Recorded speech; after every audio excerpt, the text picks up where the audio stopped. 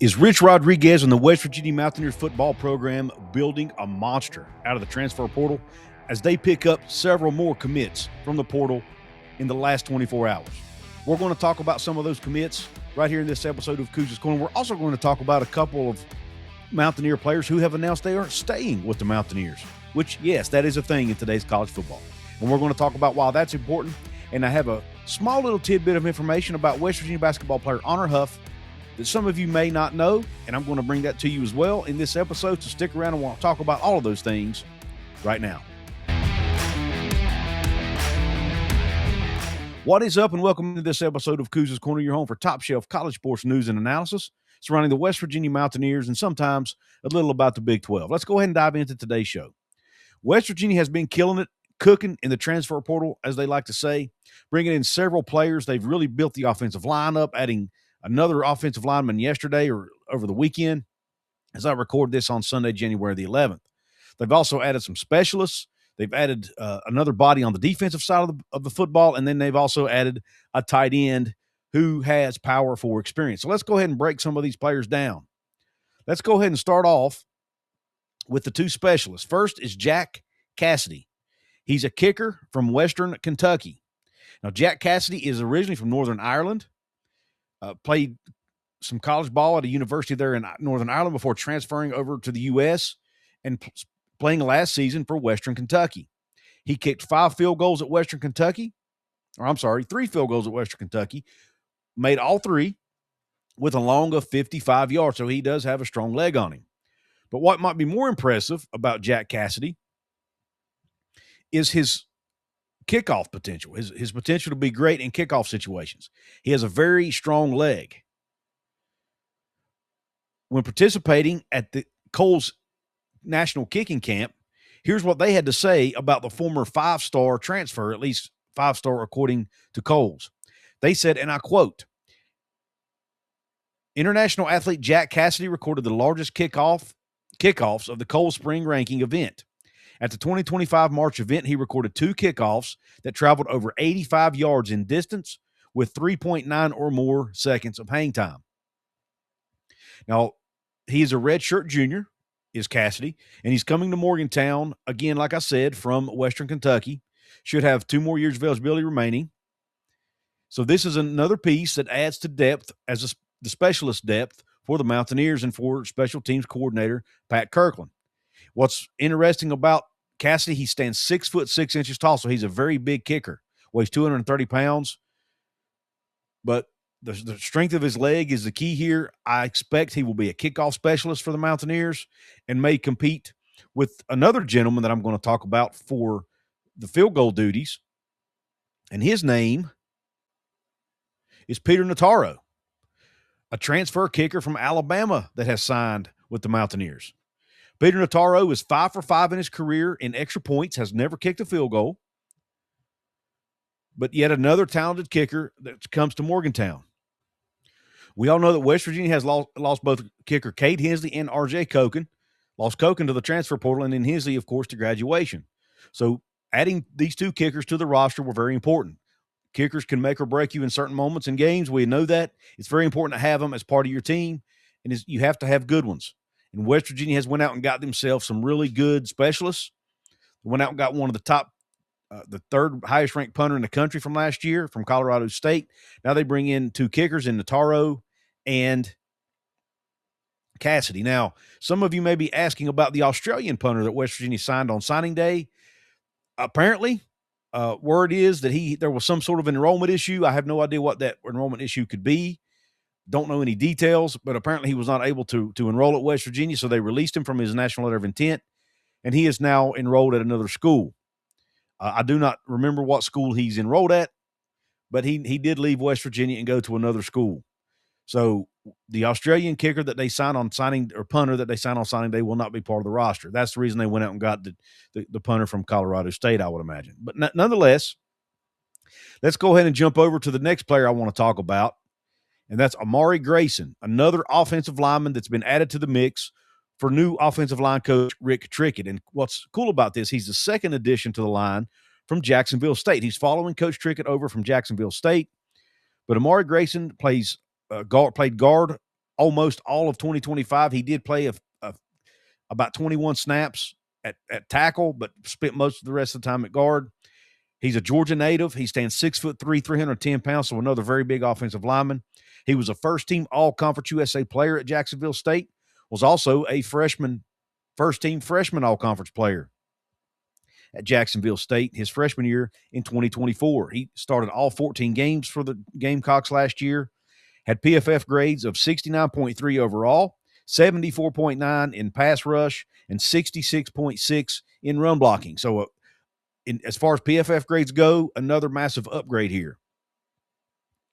He's played over 1,600 snaps in his 2 seasons at Jacksonville State. He comes over with 2 years of eligibility remaining, I believe, and is another great addition to this offensive line. Now, West Virginia has brought in multiple offensive linemen, all with a ton of experience, several of them at the Power 4 level, and the ones who were at G5 played really, really well at the G5 level. And 2 of those, which is what I like, actually played under Coach Rick Trickett. And not only did they play under Rick Trickett, they also played a year under Rich Rodriguez. So they are going to come in knowing the scheme, knowing the blocking schemes, knowing how to take the coaching of Coach Rod and of Coach Trickett. They're going to understand the language, the terminology. They're going to be able to hit the ground running.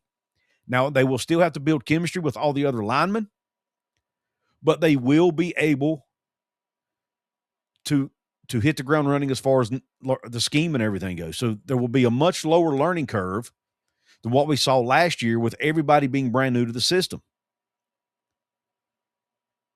So I think this is a huge advantage.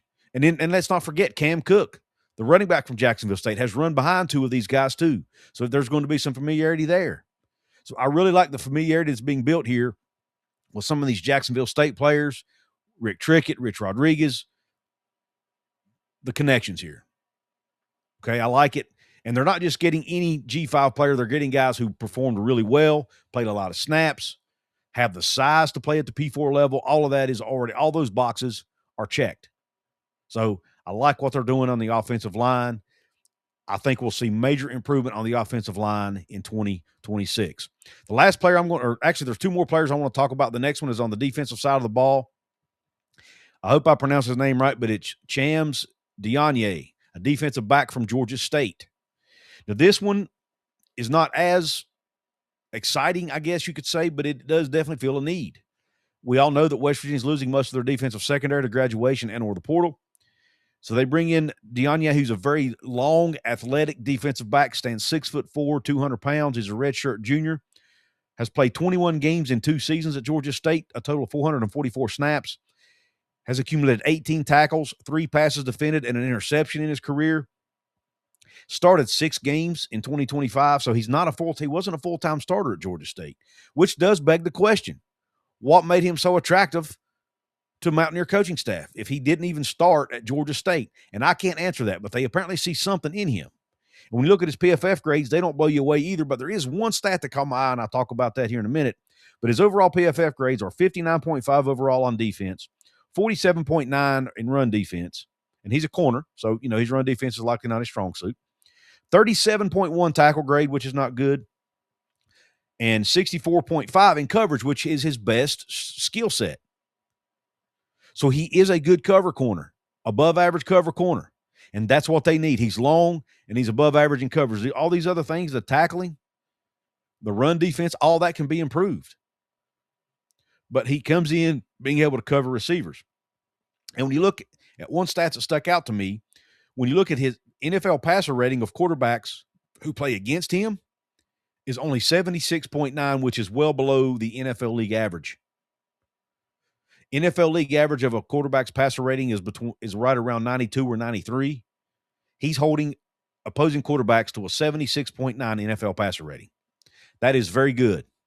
So they got themselves a really good cover corner in Chams Diagne. And I hope I'm pronouncing his name right. For those of you watching, you see it spelled on the screen. For those of you listening, his last name is spelled Diagne. I'm assuming the G is silent, but I could be wrong. But nonetheless, you get the point. At very least, he will be a depth piece to add to the room. At the most, he could come in and be a great cover corner for this team, which they have not had in a while. I shouldn't say that. They did have Michael Coach Jr. last year who did a pretty good job. They had some pretty decent cover corners, and obviously we had Beanie Bishop, but the secondary overall for the last several years has not been a strength of the team, and hopefully Diagne can help be one of the people who helps change that. Now, the last one I want to talk about that West Virginia is adding to the mix is somebody who I actually just found out about right before I came on or started the recording, and that's Josh Sapp, a tight end transfer from Clemson. Another position of need because we know they're losing a lot of bodies from this room to the portal. Grayson Barnes, for example, last year starting tight end, they're losing him actually losing him to graduation, as well as Jacob Barrick, who played a lot of snaps last year, losing him to graduation. Greg Genross lost him to graduation. They do have Ryan Ward returning, the tight end out of North Carolina, but that's really about it as far as guys who played snaps last year. So they needed to go out and get bodies. They got one here in Josh Sapp, who has played and has experience at the Power 4 level. When you look at Josh Sapp's overall experience, and by the way, there are articles on all of these guys over at our website, wvsportschat.com. I recommend you go check them out. But when you look at Josh Sapp's experience and his statistics, here's what the Mountaineers are getting. He's 6'2", 235 pounds. He's out of Greenville, South Carolina. Entered the transfer portal in early January after 4 seasons at Clemson. However, he is a redshirt junior, so he should have 2 years of eligibility remaining. Over his career at Death Valley, he has accumulated 24 receptions for 273 yards and 2 touchdowns, has played a total of 465 snaps in 41 games. This past season was his best season. He set career highs in catches with 11 and yards with 150. Now, those stats don't blow you away, do they? However, when you look at his PFF grades, one thing stands out, that's his pass blocking ability. He graded out at 76.1 in pass blocking. So you're getting a very good pass blocking tight end in passing situations where he's not going out in the route. As far as his run blocking ability, he graded out at 55.7, which is not great. But the tight ends last year didn't grade out well either. You look at his overall receiving grade was 57.2, and his overall offensive grade was 57.6. But he does have a ton of experience, 158 passing or receiving snaps a year ago at Clemson, 267 total snaps a year ago, and again has played over 460 snaps total in his career for the Tigers in the ACC. So he does have experience at the Power 4 level, which is a huge plus. And I feel like that's what Coach Rod and his staff are looking for. He's going to come in and compete for playing time, maybe be a body. Again, at the very least, will be depth at the position. And apparently they see something in this player that may not necessarily show up on the stat sheet. His size, 6'2", 235, not the tallest tight end in the world, but it's probably also a player you could potentially line up at fullback if you needed to. Maybe, Coach Rod has mentioned he'd like to go back to using a fullback. He's got the body type to do that, 6'2", 235 pounds. So I could see this player being a tight end / H-back / fullback type guy that they could utilize in various, whether you wanted to play 12 personnel, which were 2 tight ends, you could use him in those sets. If you wanted to do 21 personnel with a fullback with 2 running backs and a tight end, you could line him up maybe as the second running back. I see multiple scenarios here where you could use a player and a body like Josh Sapp. But I do like the fact he has P4 experience and that he has P4 experience at a team like Clemson being coached under Dabo Swinney, who we know runs a really good program. Now, not only is West Virginia bringing in some good talent out of the portal, they also got some really good news as far as players they're retaining for 2026. And to me, this might be the best news yet. Landon Livingston and Nick Cray, two starting offensive linemen from this past season, have both announced they are staying on with the Mountaineers for the 2026 season, both making announcements on social media that they are coming back. Livingston will be a 5th-year senior. Nick Cray, I believe, will be a true junior. So they both played. Nick Cray started every game last year, I believe, and Landon Livingston started every game but one in which he missed due to an injury. Livingston the center, Nick Cray the left tackle. Now I'm sure they're not going to be guaranteed spots, But I feel like with their experience in the system for a year, they have probably the leg up on most of these transfers that are coming in, with the exception maybe of the guys coming in from Jacksonville State. But Livingston and Cray have already played together for 3 years, and I think that bodes well for them, especially Livingston, who's a center. He's somebody that can kind of be the quarterback, so to speak, of the O-line. He's the one that has to communicate to the quarterback and to the rest of the linemen what he's seeing. And he also Livingston learned for 4 years, or 3 years anyway, under Zach Frazier, one of the best to ever do it. So I like the fact that both of these guys are coming back. It gives you very good building blocks on that O-line. Gives you experience on that O-line. 2 guys who have played, again, a ton of snaps, at least they did a year ago, for the Mountaineer program for this same for Coach Rodriguez. Now they haven't played for Rick Trickett necessarily, but they at least will know the offensive language, the blocking schemes, and all that goes along with playing in Rich Rod's offense. So huge news for the Mountaineers. 2 true Mountaineers in Landon Livingston and Nick Cray, both recruited by Neil Brown, but both have stayed on and made their mark and made themselves valuable to this coaching staff and this program, and have decided to stay around and hopefully earn themselves a nice little payday in doing so. And then some people may not want to care about this, but just some quick news. 3 former Mountaineers who entered the portal have all found homes. Jaheim White is going to North Texas to reunite with Neil Brown and Chad Scott. Cam Vaughn, it's been announced that he is going to Miami to play for the Hurricanes. And then Rodney Gallagher is actually transferring within the Big 12 and going to Arizona. A surprising move to me. I thought Gallagher might stay closer to home. I envisioned him going somewhere like Penn State potentially, but no, he decides to go out west to transfer to Arizona and play for Coach Brent Brennan out there, and hopefully catch passes, in his mind, from Noah Fafita, one of the top quarterbacks, will likely be one of the top quarterbacks in the country going into the 2026 season. So that's just a few little notes of players who have left the Mountaineers. Now, a nice little nugget of information that I picked up about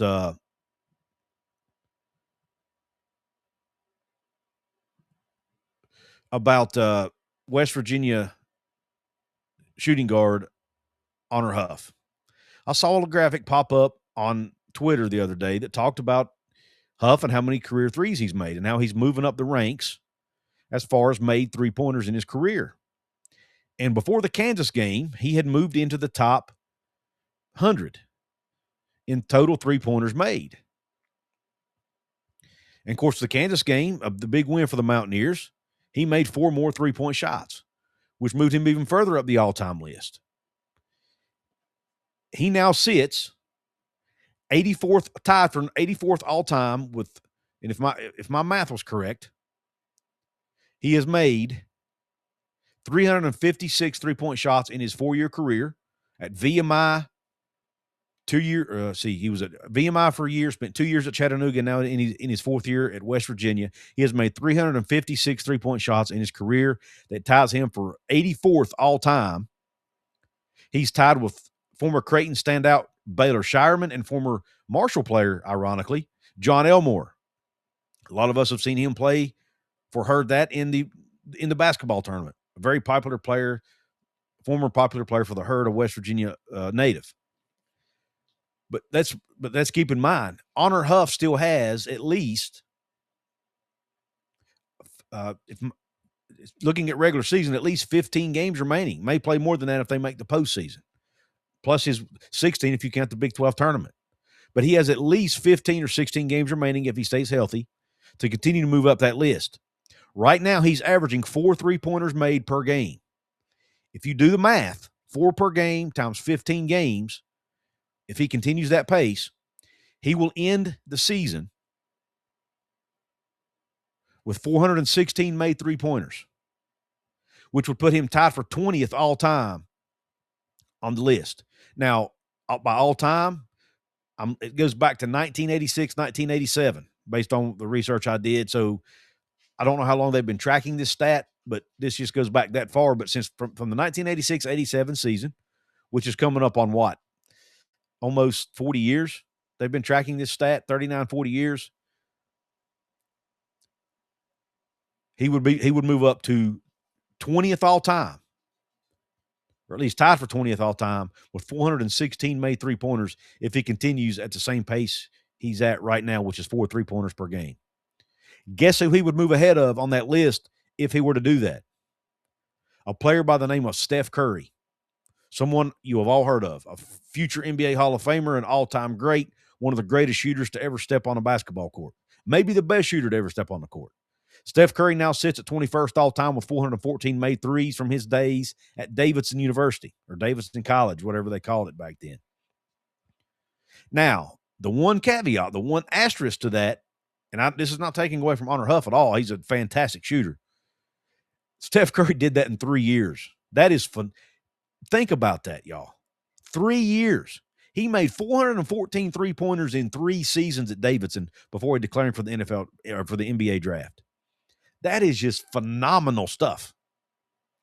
But still, Honor Huff is on pace to potentially pass him and finish in the top 20 all-time in three-pointers made over a college career. That's a big deal. I don't care if you've done it. I don't care if it does take you 4 seasons to get there. That is a big deal. Most of the other players on the list played 4 years. So that's a big deal for him to be on that list. So kudos to Honor Huff for making it into the top 100 of all time, which is a feat in and of itself. But he's going to continue to move up that list, and let's hope he can continue the pace he's on, maybe even increase it, and finish in the top 20 all time in made three-pointers over the course of a career. But man, is he fun to watch. He's made some big-time threes so far during his short time at West Virginia. I'm sure there will be more to come. All right, let me know in the comment section what you think about the transfers that West Virginia are bringing in out of the transfer portal and how they're going to help this program. And of the players that are staying on with the Mountaineers, Landon Livingston, Nick Cray, let me know what you think about them. Of course, we all know Scotty Fox is staying.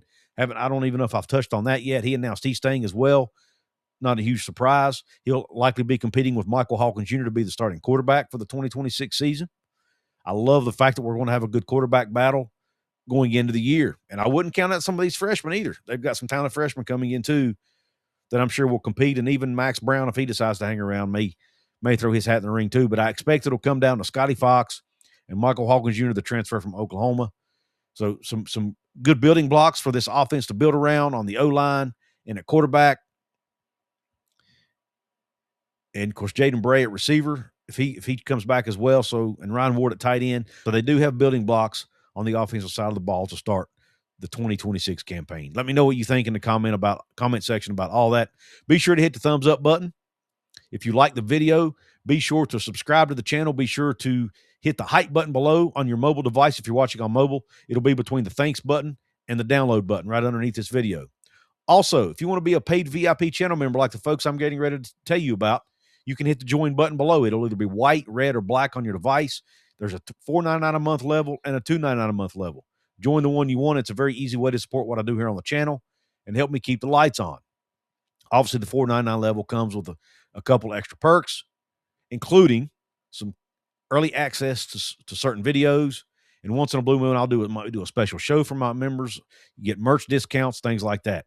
Well, let's go ahead and give some random VIP shout-outs to our members, which is one of the perks. Jill Rowling, who's a brand new VIP member here. Thanks to Jill. We also have James Green, H. Bar Farkle, Morris Davis, and Kenny Evans. Thank you all for being paid supporters of the channel. And thank you for all of you for watching. If you're listening on podcast platforms, please be sure to leave us a 5-star rating and follow us on your favorite audio platform. Thanks for tuning into this show. Hope the rest of your day is top shelf. God bless you, and cue Country Roads.